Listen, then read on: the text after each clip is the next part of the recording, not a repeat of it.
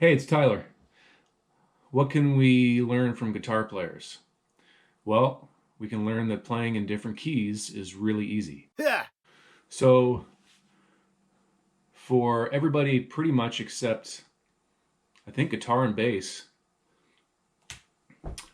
playing in different keys is really difficult at first, right? If you're a piano player, it involves all sorts of different fingerings. If you're a saxophonist, every note, well, within the octave has a different fingering. If you're a trumpet player, there's stuff going on with your embouchure. There's stuff going on with your fingers and the valves.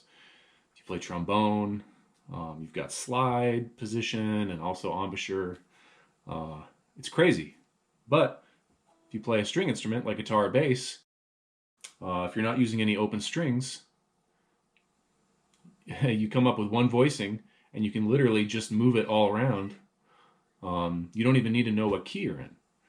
So it's a double-edged sword because the beauty of that is it's the perfect entry instrument for non-musicians or people that are just learning music.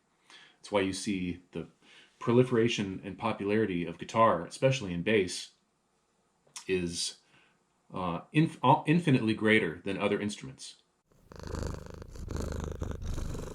So you can use open strings with a combination of kind of like an internal voicing, something real simple in E, like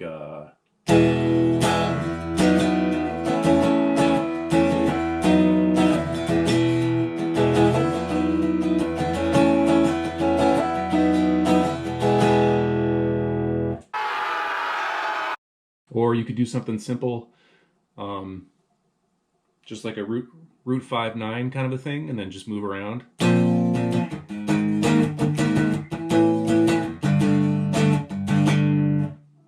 Sorry, new strings.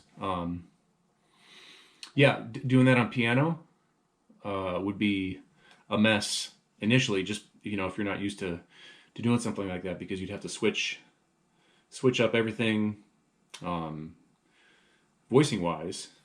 But a guitar, it's one voicing, and you're good to go. You can just go up and down the fretboard. So there's an old joke. What's the difference between a jazz musician and a rock musician?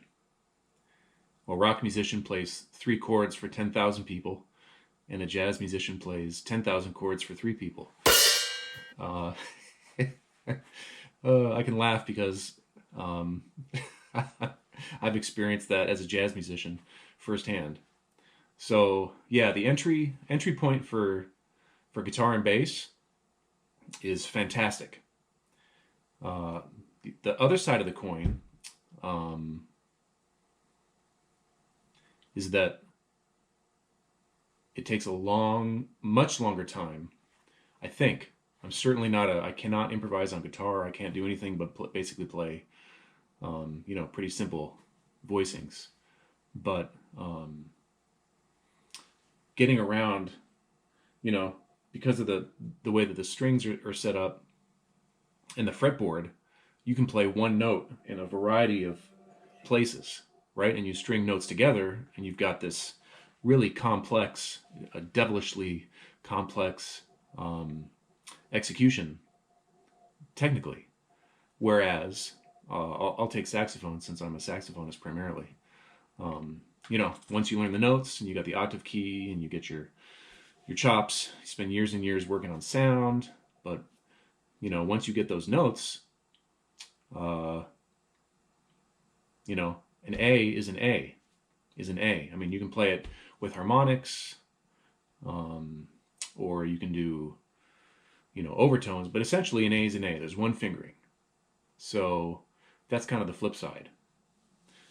But I think the important point conceptually is for all of the musicians that are not either guitar players or bass players, the concept of being able to move around in keys seamlessly like they do is really important.